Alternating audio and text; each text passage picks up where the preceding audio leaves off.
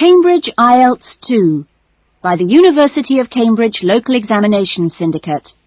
Published by Cambridge University Press, 2000. This recording is copyright. Cassette 1, Side 2.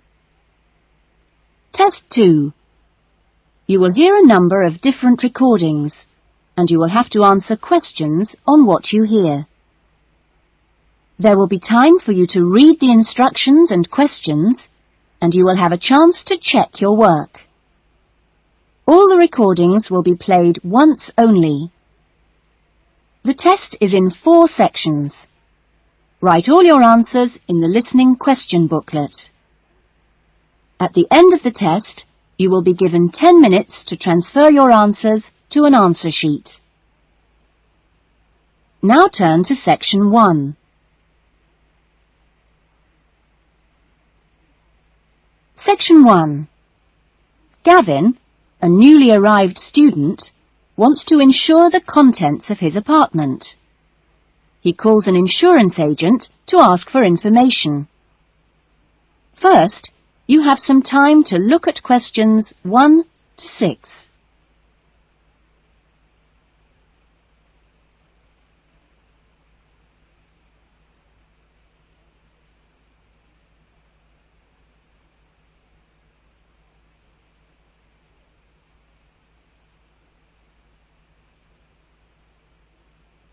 You will see that there is an example that has been done for you. On this occasion only, the conversation relating to this will be played first. Good morning, Diane Davis. Can I help you? Yes, I'd like to get some insurance for the contents of my home. Fine. When did you move into the house? A couple of weeks ago. And, it's an apartment, actually. I was told by the landlord that it would be a good idea to get some insurance for the furniture and other personal possessions. Gavin moved into his apartment 2 weeks ago, so B has been circled. Now we shall begin. You should answer the questions as you listen, because you will not hear the recording a second time.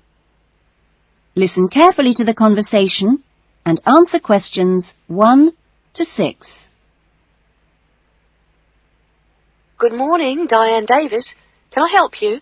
Yes, I'd like to get some insurance for the contents of my home. Fine. When did you move into the house? A couple of weeks ago. And, it's an apartment, actually.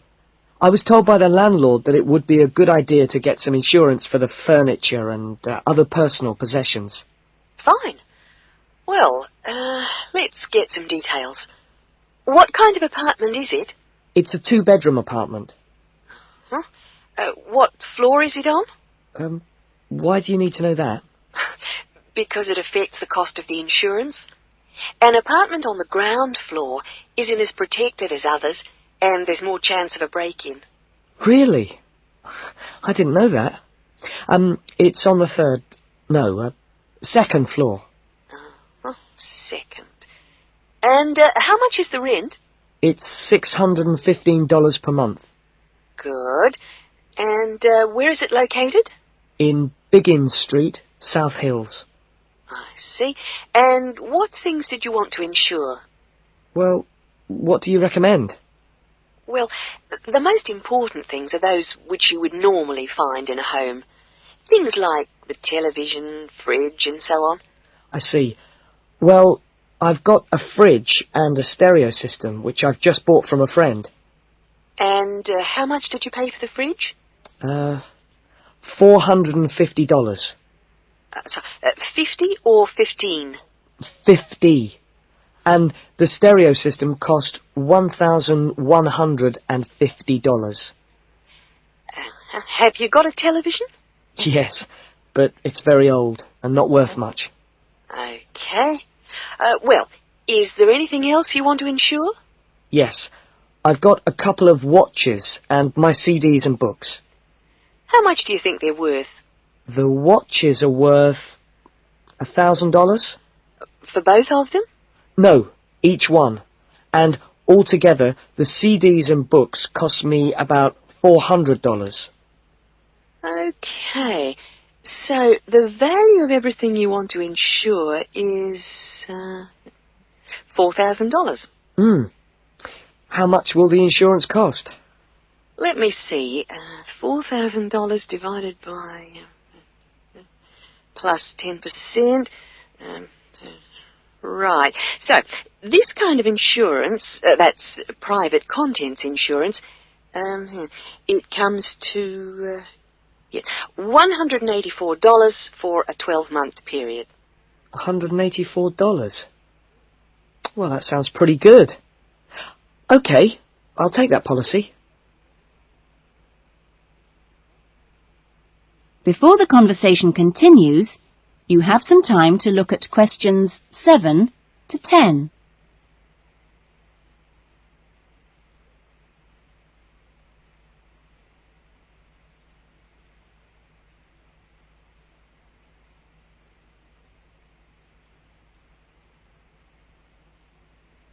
Now listen carefully and answer questions 7 to 10. Can I arrange the policy over the phone? Sure, just let me get the details down. So, that's Mr. Gavin Murray. That's M-U-R-R-A-Y. And the address is? It's 16C, Biggins Street, South Hills. Okay. 16C, Biggins Street, South Hills? That's right. It's 2 words. South Hills. And your date of birth is? 12th of November, 1980. And your contact number? Home phone number is 9872 4855. Right. And, you're Australian? No, I was born in London, although my mother is from Tasmania. Oh, really? Whereabouts? Hobart. I see. Interesting place. Now, are you working at the moment? No, I'm a full-time student at Sydney University. Right. Good. That is the end of section 1. You will now have half a minute to check your answers.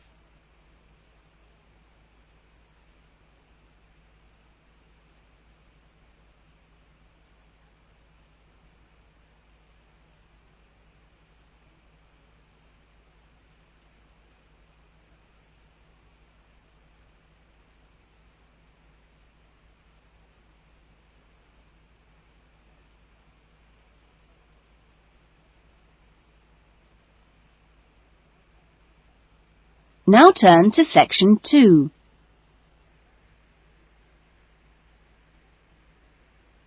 Section 2. You will hear an address by the college president welcoming new students to a residential college. First, you have some time to look at questions 11 to 14.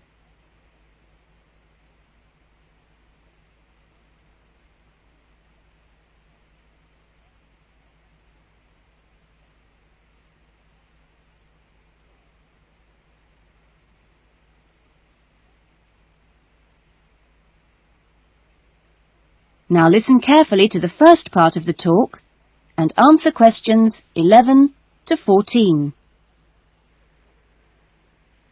Well, good morning everyone. It's good to see you all here. Welcome to Smith House.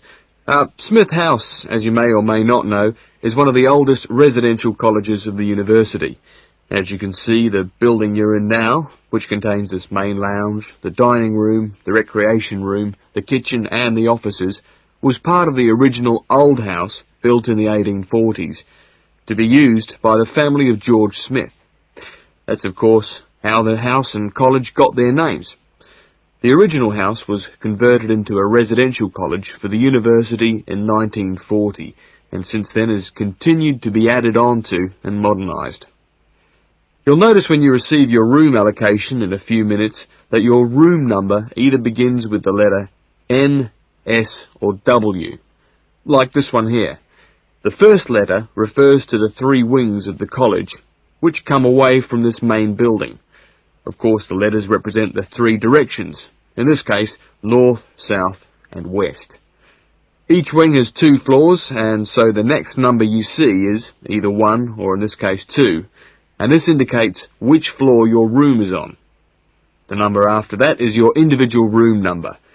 So it's quite simple to find any room by going to the right wing, then floor, and then room number. Before you hear the rest of the talk, you have some time to look at questions 15 to 20.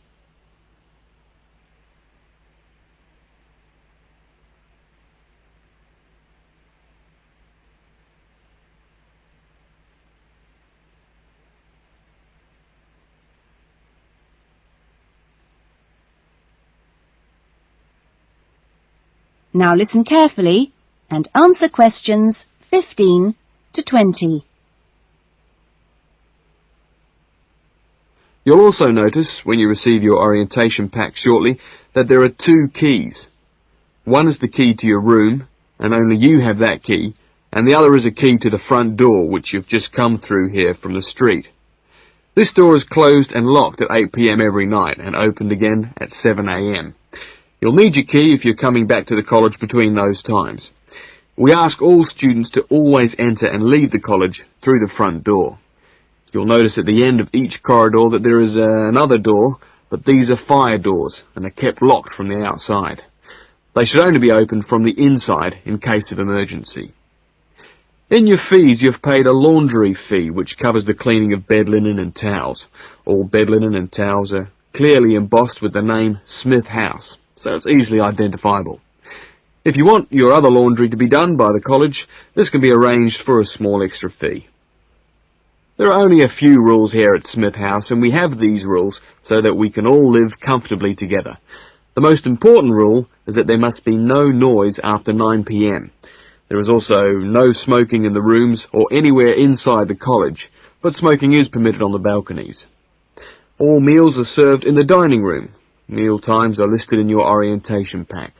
Please read these carefully, as meal times cannot be changed, and if you arrive late, I'm sorry to say, you'll just go hungry. If you're unsure about things, each floor has an elected floor senior, who is usually a student in their 3rd or 4th year of study, who's been at Smith House for a while. The floor seniors will introduce themselves later today and answer any questions you have. But for now, I'm going to hand you over to Marnie, who is going to give you the orientation packs and keys. Thanks, Marnie. That is the end of section 2. You will now have half a minute to check your answers.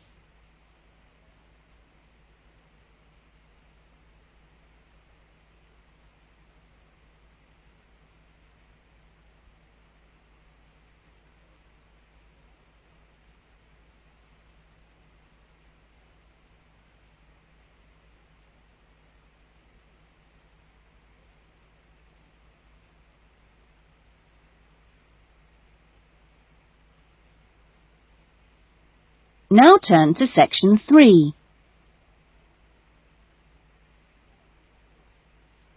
Section 3. You will hear a conversation between 2 students, Lynn and Robin, who are discussing an assignment. First, you have some time to look at questions 21 to 30.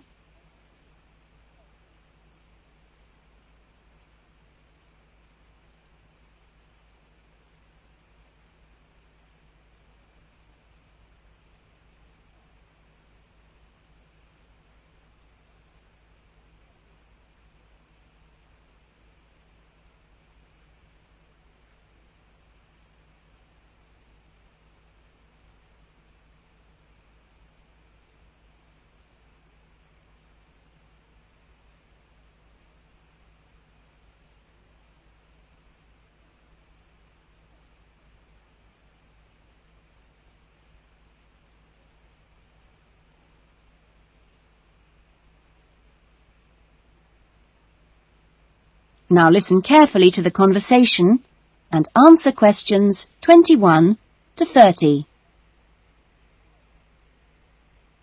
That essay we have to write, the one on how children learn through the media, how are you planning to write it?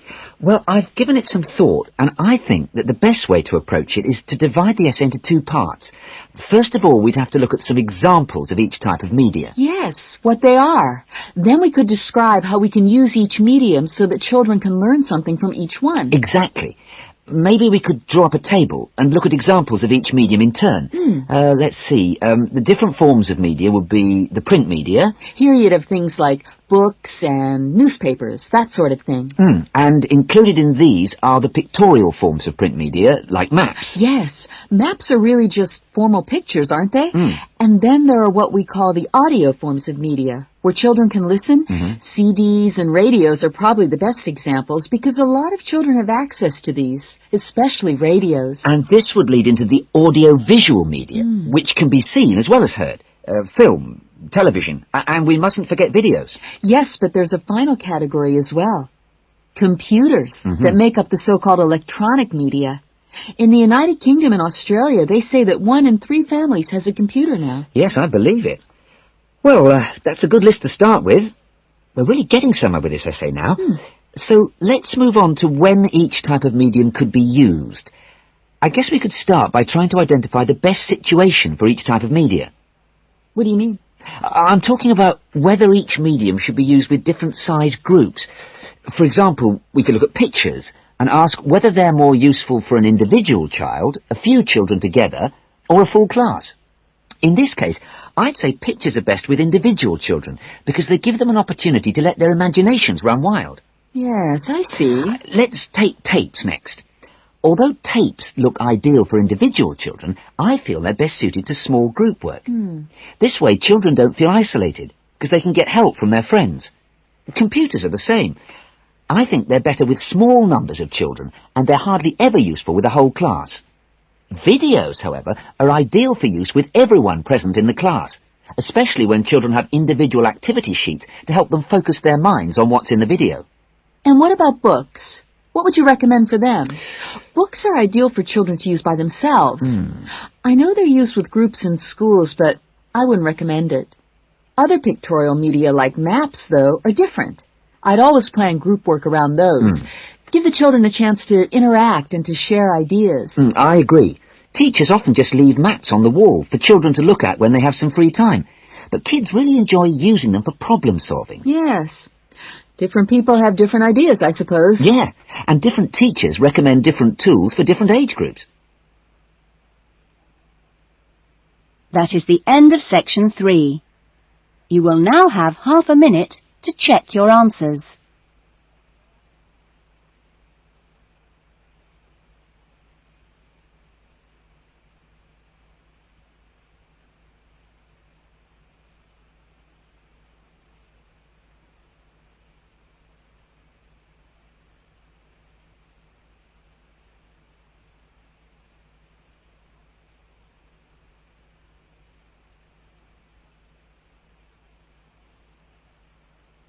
Now turn to section 4.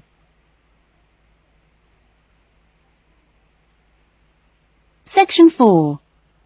You will hear a lecturer talking to a group of students at the beginning of a course in rural development. First, you have some time to look at questions 31 to 40.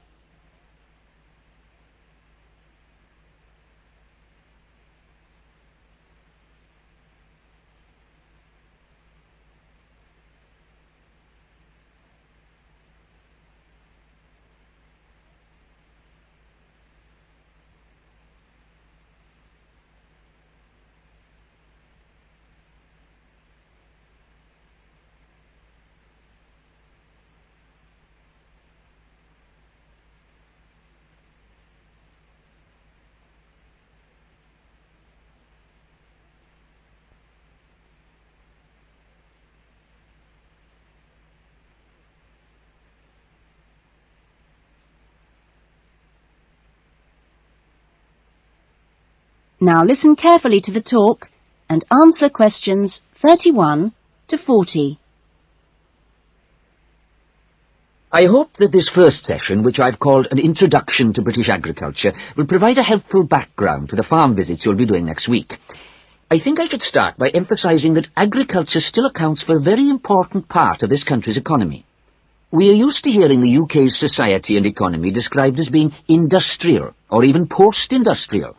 But we mustn't let this blind us to the fact that agriculture and its supporting industries still account for around 20% of our gross national product. This figure is especially impressive, I think, when you bear in mind how very small a percentage of the UK workforce is employed in agriculture. This is not a recent development.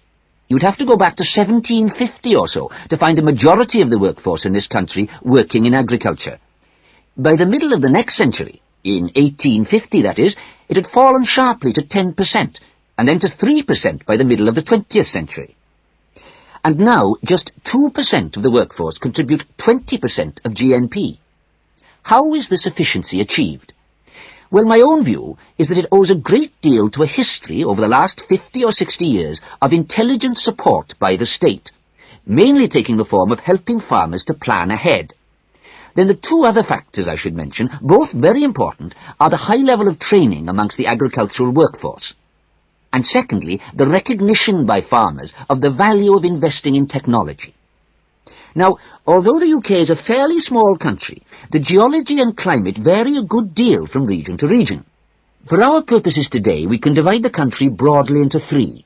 I've marked them on the map here. The region you'll get to know best, of course, is the north, where we are at present. The land here is generally hilly, and the soils thin. The climate up here, and you've already had evidence of this, is generally cool and wet. As you'll see next week, the typical farm here in the north is a small, family-run concern, producing mainly wool and timber for the market. If we contrast that with the eastern region, over here, the east is flatter and more low-lying, with fertile soils and a mixed climate. Average farm size is much bigger in the east, and farms are likely to be managed strictly on commercial lines. As for crops, well, the east is the UK's great cereal-producing region. However, increasingly significant areas are now also given over to high-quality vegetables for supply direct to the supermarkets. The third broad region is the west, where it's a different story again. The climate is warmer than in the north and much wetter than in the east. The resulting rich soils in the west provide excellent pasture, and the farms there are quite large, typically around 800 hectares. The main products are milk, cheese and meat. So, clearly, there are marked differences between regions, but this does not prevent quite a strong sense of solidarity amongst the farming community as a whole, right across the country. This solidarity comes in part from the need to present a united front in dealing with other powerful interest groups, such as government or the media. It also owes something to the close cooperation between all the agricultural training colleges, through which the great majority of farmers pass at the beginning of their careers. And a third factor making for solidarity is the national structure of the Farmers' Union, of which virtually all farmers are members. Finally, in this short talk, I'd like to say a little about the challenges facing farmers in the next century. That is the end of section 4. You will now have half a minute to check your answers.